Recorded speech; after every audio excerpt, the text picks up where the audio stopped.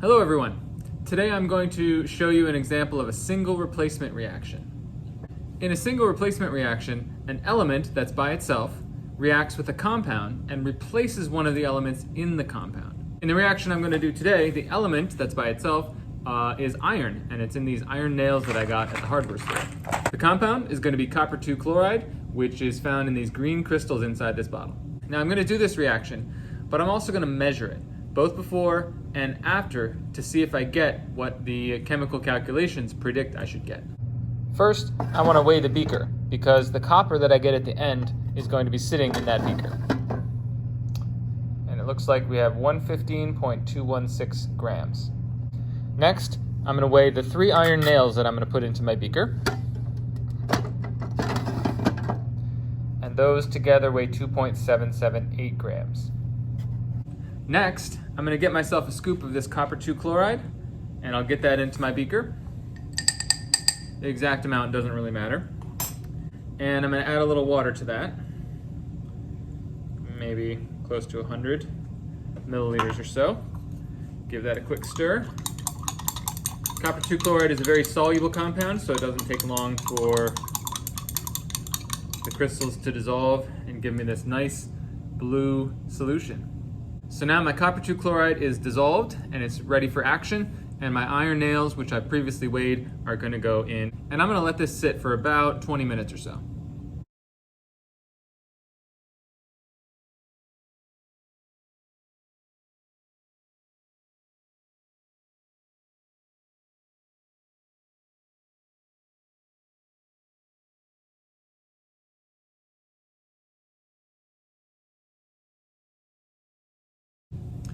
All right, so after letting them sit in the solution for about a half an hour, you can see a definite change happened. The nails, which were sort of silvery and shiny, are now coated with some copper. That's the reddish stuff on there. I don't want to lose any of that. So I'm just going to swish it around. That copper actually comes off pretty nicely from the nails.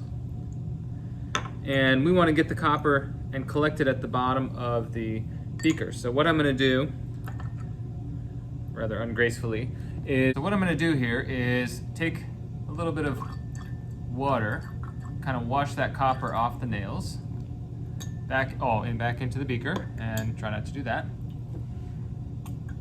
Get that washed off real nice. Then I'm going to set that aside to dry, and I'm going to continue doing this for the other 2 nails. Now I want to see how much copper I have down there at the bottom of the beaker, but first I'm going to have to get rid of all of that water. I'm going to use the process of decanting. Decanting is when you take your product and you pour off the liquid while trying to keep the solid in your container. It's usually never a perfect process. There's always a chance that little particles get over into your other container there.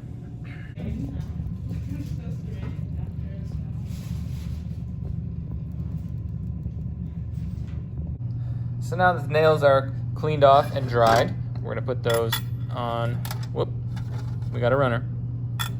Put that on there. We'll see what they weigh. 2.218 grams. And now that the copper is dried, we'll put that on there. You can see the copper in the bottom of the beaker.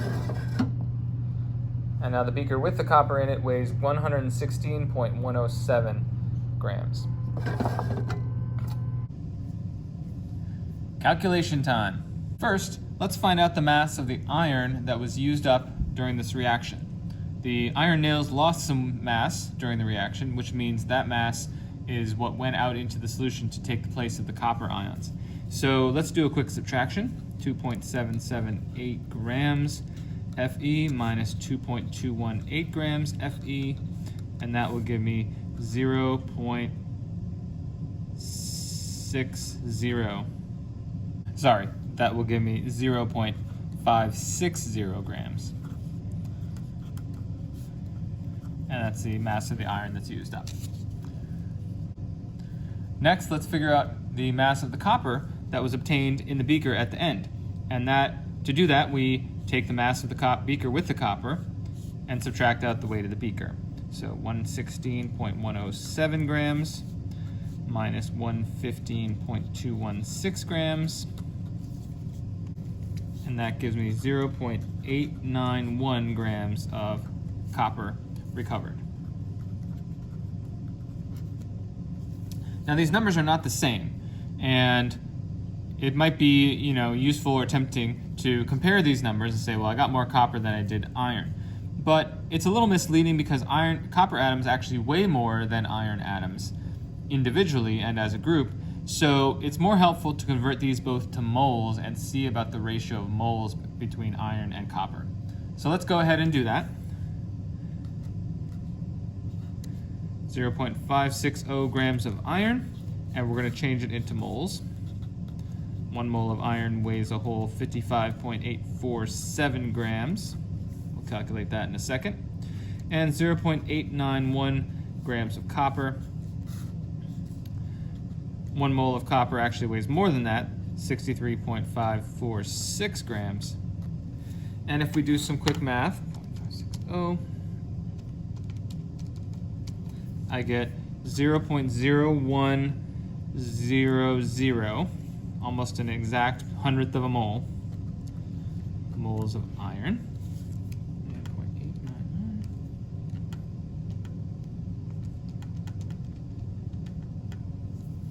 I get 0.014 moles of copper.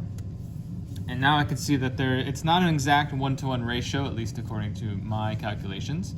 And so just in the same way as we would do an empirical formula, I just want to reduce that ratio a little bit by dividing them both by the smaller of the two. And I get a 1 to a 1.4 ratio. You might be wondering, how much copper should I have gotten? Is that the right answer? And could I have done better? We can calculate how much I should have gotten by calculating what is called the maximum theoretical yield. And I'm going to start with my mass of iron that was used, 0.546 grams, or 560. And that, of course, is an experimental value. There may be error in there. I'm just going to go with what I have. And the way to do it is to convert it into moles, again. And then apply the mole ratio from the equation to see to how many moles of copper I should have gotten. Now the mole ratio I'm going to use here is a 1-to-1 ratio. 1 mole of iron to 1 mole of copper.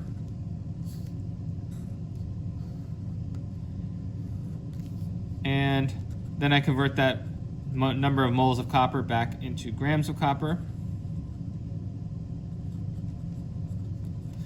Notice these are the same 2 molar masses I used before to convert them to moles. I'm converting the iron to moles, applying the ratio, and then I'm going to convert it back to grams using that same molar mass.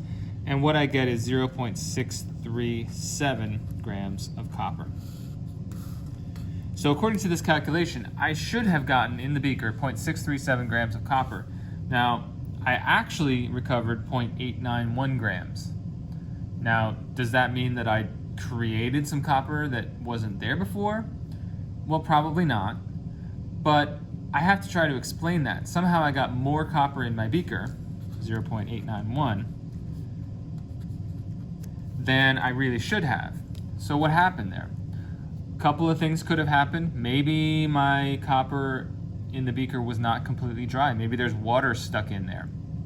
Maybe I didn't wash out all the copper and chloride ions from the solution that it was in, and there's extra ions now in there adding mass to my beaker. Whenever you have a number that's your result that differs from what the theoretical result is, the question you want to answer in a thoughtful way is, why is this different from this? What logical explanations could I make that would make that a little bit more understandable?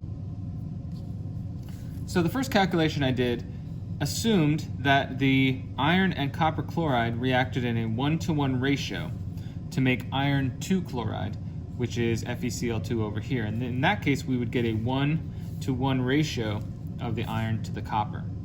Now we saw in our previous calculation that our ratio turned out in actuality to be more of a 1 to 1.4 ratio. Okay? And if I go back and check my calculations again, and ask the question, well, what would have happened if the iron didn't make iron 2 chloride, but instead made iron 3 chloride. Recall that iron can make more than one possible charge, and there's more than one possible compound of iron and chlorine. If it made this one, the ratio is different. For every 2 irons that are used up, 3 coppers are produced. And if I take that ratio and apply it in here,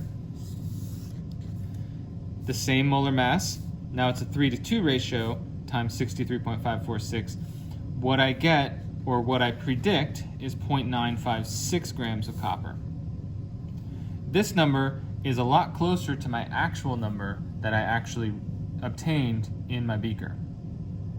So what this tells me is that probably, rather than having this significant source of error, I hope I don't have that much error, that probably this reaction is more likely to be happening where the irons each are losing 3 electrons and each of the coppers is gaining 2 electrons, but it balances out into a 2:3 ratio, which is very close to the 1.4:1 ratio. If you doubled both of those numbers, you'd get approximately a 2:3 ratio.